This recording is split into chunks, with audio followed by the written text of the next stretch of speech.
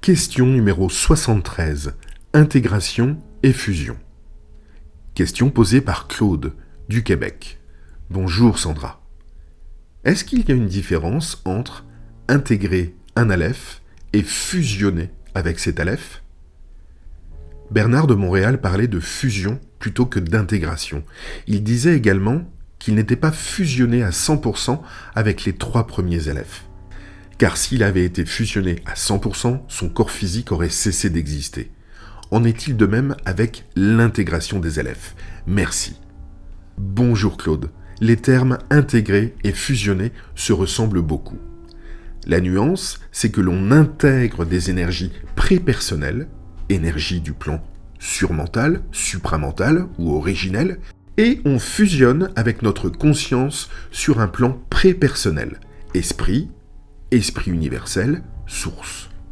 L'intégration de la lumière prépersonnelle dans les chakras permet à une fusion de se réaliser entre un aspect de la conscience de l'être, qui se distingue par un aleph, et sa réalité planétaire, chakra, corps subtil, corps physique. Pour donner un exemple, le premier aleph, qui est celui de la volonté, est intégré lorsque la conscience de l'ego accède aux énergies subtiles de l'âme dans son 2e chakra. Le niveau de conscience de cet ego s'élève alors de manière à lui permettre de savoir qu'il existe un invisible autour de lui. Il accède alors à la réalité qu'il existe des formes immatérielles qui ont un impact direct sur sa vie.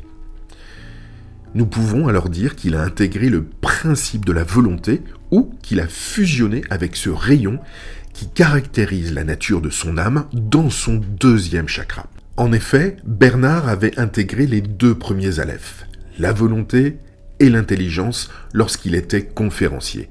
Toutefois, il est important de préciser qu'à un certain moment, son double éthérique a intégré l'énergie du principe de l'amour sans que cette énergie ne puisse parvenir à pénétrer ses cellules matérielles.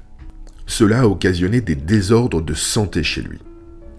Cela dit, ce contact supramental, via son double, lui a permis d'accéder à de l'information relative à ce principe, sans réussir à vivre la transmutation cellulaire complète. Lorsqu'il a quitté son enveloppe charnelle, sa conscience a pu accéder l'entièreté de l'énergie du principe de l'amour qui caractérisait son double.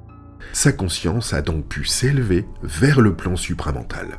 L'initiation solaire de Bernard de Montréal a été ardue, car il a dû défricher son terrain psychique sans pouvoir se référer à d'autres expériences similaires.